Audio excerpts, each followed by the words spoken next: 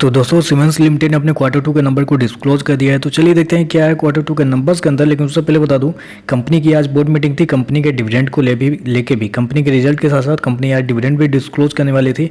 और कंपनी ने यहाँ पे 10 रुपये प्रति शेयर के हिसाब से डिविडेंड देने का ऐलान कर दिया है। 10 रुपये प्रति शेयर के हिसाब से कंपनी आपको डिविडेंड देने जा रही है, जिसका जो रिकॉर्ड डेट है वो कंपनी ने यहाँ पे मेंशन नहीं किया है। कंपनी ने यहाँ पे बताया है कि आने वाले कुछ दिनों में एक एजीएम होने वाली है। एजीएम में डिविडेंड की जो अमाउंट है वो अप्रूव हो जाता है, तो उसके बाद 16 फरवरी 2024 के अंदर आपके अकाउंट में डिविडेंड के पैसे क्रेडिट कर दिए जाएंगे। तो याद रखिएगा, कंपनी ने बस अमाउंट डिस्क्लोज किया है 10 रुपये का।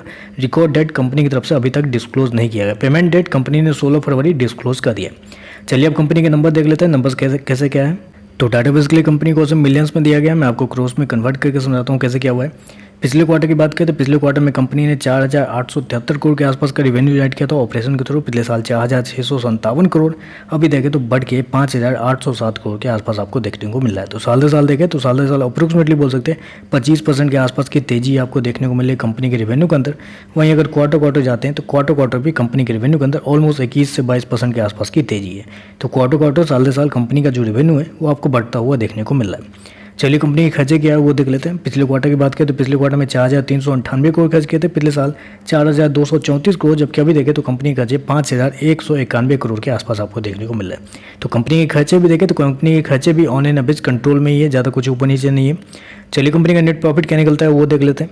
पिछले क्वार्टर की बात करें तो पिछले क्वार्टर में 455 करोड़ का प्रॉफिट था। पिछले साल 652 करोड़ का प्रॉफिट। अभी देखें तो कंपनी का प्रॉफिट 571 करोड़ के आसपास आपको देखने को मिले। तो अब यहाँ पे आप बोलेंगे कि साल दर साल तो कंपनी का जो प्रॉफिट है वो आपको गिरता हुआ देखने को मिला है। जी हाँ, नेट प्रॉफिट की बात करें तो कंपनी का नेट प्रॉफिट आपको गिरता हुआ देखने को मिला है।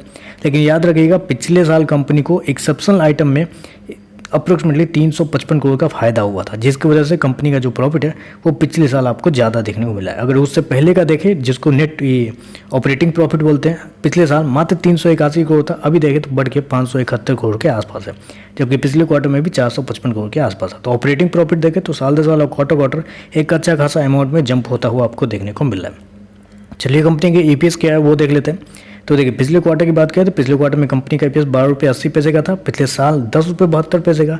अभी देखें तो बढ़ के 16 रुपये के आसपास आपको जाता हुआ देखने को मिला। ईपीएस के अंदर भी देखें तो साल दर साल अप्रोक्सीमेटली बोल सकते हैं 55 से 56% के आसपास की तेजी है। वहीं अगर क्वार्टर जाते हैं तो क्वार्टर भी कंपनी का ईपीएस जो है वो आपको बढ़ता हुआ देखने को मिल रहा है।